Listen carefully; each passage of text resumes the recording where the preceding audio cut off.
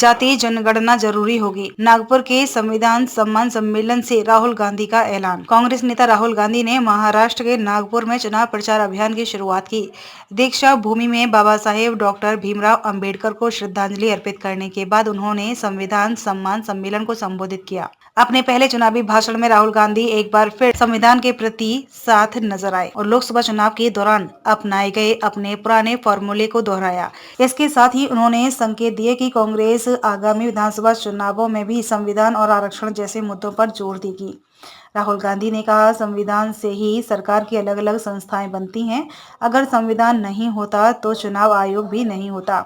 संविधान के कारण ही हमारे देश का शिक्षा प्रणाली अस्तित्व में आई।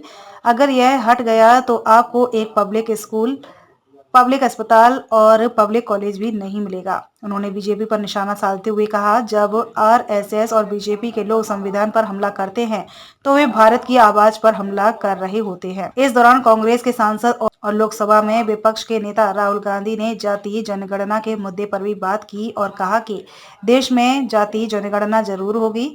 उन्होंने ये भी कहा कि इससे ओबीसी, दलितों और आदिवासियों के साथ हो रहे अन्याय का वास्तविक चित्र सामने आएगा। महाराष्ट्र विधानसभा चुनाव के लिए प्रचार करते हुए राहुल गांधी ने जाति जनगणना, ओबीसी की हिस्सेदारी और संविधान की रक्षा को अपने मुख्य मुद्दे बनाए। उन्होंने कहा कि जाति जनगणना विकास की दिशा में एक महत्वपूर्ण कदम है और कांग्रेस 50% आरक्षण की सीमा को तोड़ने की दिशा में भी काम करेगी। उन्होंने कहा कि हम देश के उन 90% लोगों के लिए न्याय सुनिश्चित करने की लड़ाई लड़ रहे हैं जो अभी भी हाशिए पर है। राहुल गांधी ने आगे कहा, डॉक्टर बाबा साहेब अम्बेडकर द्वारा तैयार किया गया संविधान केवल एक किताब नहीं है, बल्कि यह जीवन जीने का एक तरीका है। जब बीजेपी और आरएसएस के लोग संविधान पर हमला करते हैं तो वे दरअसल इस देश की आवाज पर हमला कर रहे होते हैं। उन्होंने यह भी कहा, भारत का संविधान सिर्फ कांग्रेस पार्टी का नहीं है।